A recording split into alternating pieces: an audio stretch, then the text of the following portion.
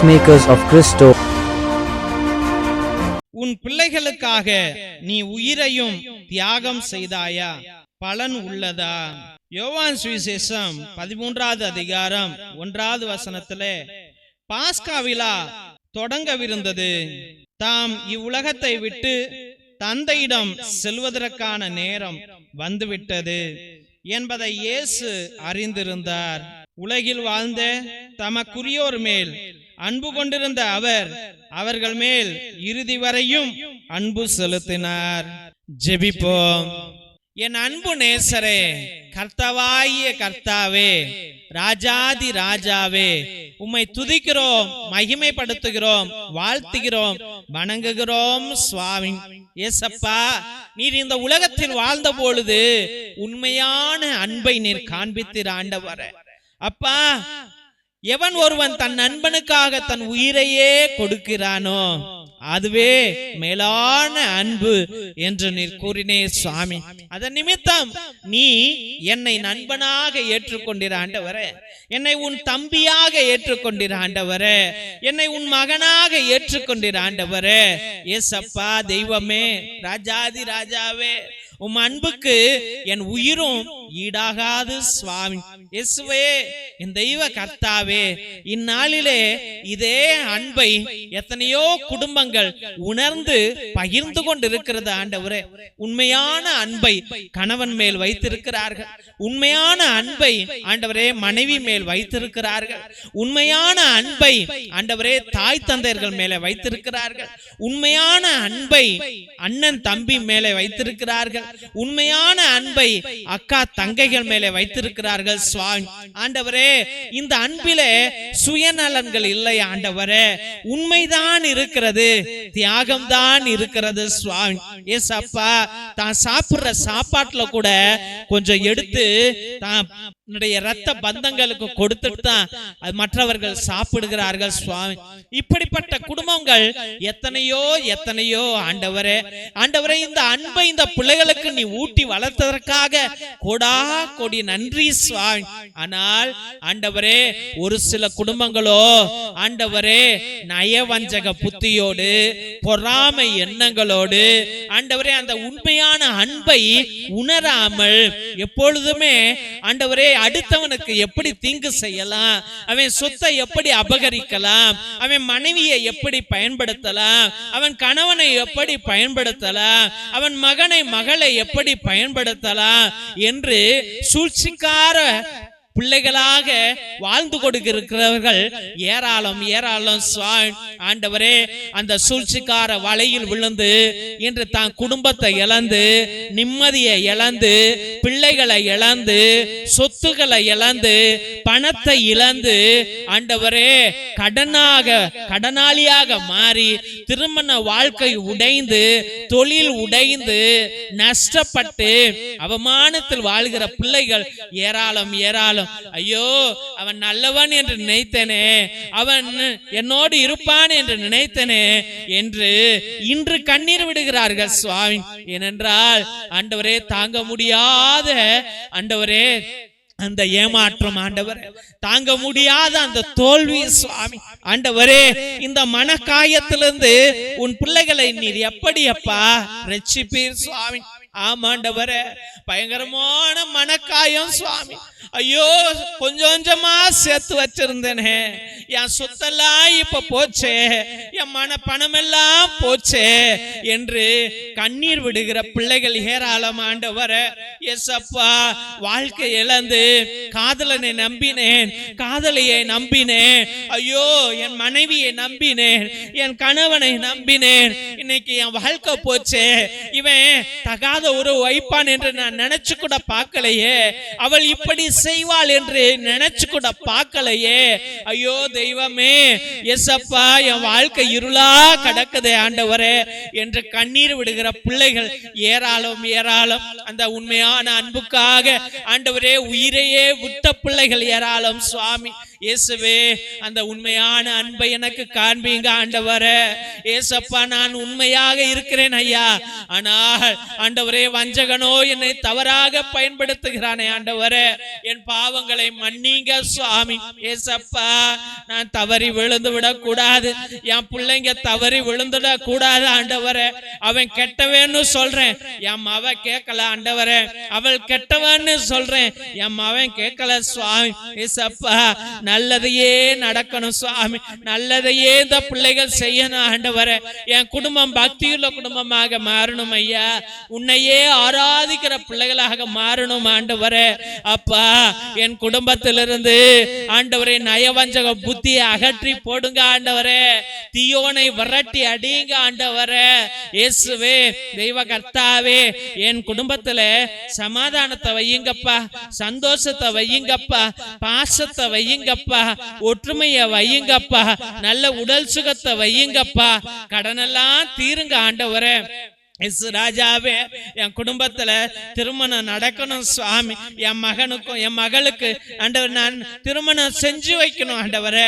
அப்பா, என் பேர பிள்ளைகளை நான் தூக்கணும் ஆண்டவரே. அப்பா, என் பிள்ளைக்கு குழந்தை பாக்கியத்தை கொடுங்க ஆண்டவரே. அப்பா, மன உடைந்து போய் இருக்கிறேன் ஆண்டவரே. இயேசுவே, நீர் வாரும் ஐயா. நீர் இல்லை என்றால் எனக்கு ஆறுதல் யாருமே இல்லை ஆண்டவரே. நீர் இல்லை என்றால் எனக்கு அப்பா துக்கம் துக்கமே ஆண்டவரே, துக்கம் மட்டுமே மிஞ்சிருக்குமே சுவாமி.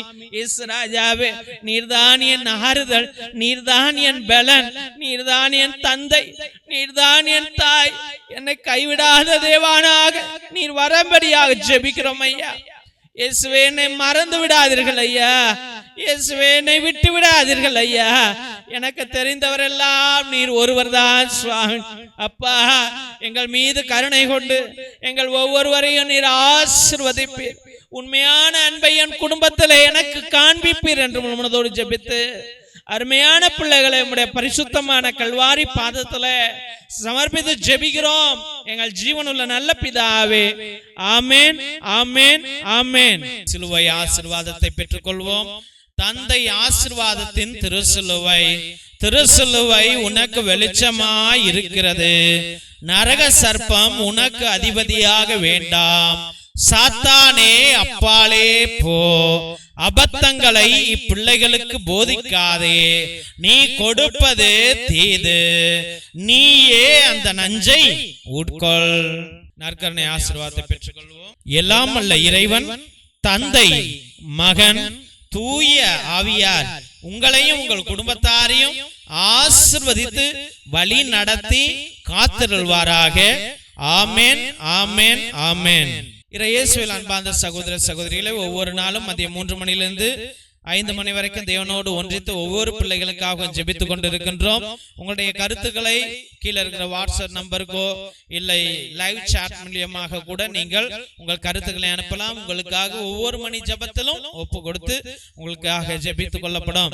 உங்களுடைய திருப்பலி கருத்துக்களை நீங்க வாட்ஸ்அப் மூலியமாக அனுப்புங்கள். இதே நம்பருக்கு, கீழே இருக்கிற நம்பருக்கு உங்களுடைய கருத்துக்களை அனுப்பிவிட்டு அதே நம்பருக்கு கூகுள் பே மூலியமாக 100 ரூபாய் கட்டும்படியாக அன்போடு வேண்டுகிறோம். தெய்வ பிள்ளைகளே, ஒரு சில பேரு ரொம்ப நாள் கஷ்டமா இருப்பீங்க, ரொம்ப வேதனையில இருப்பீங்க.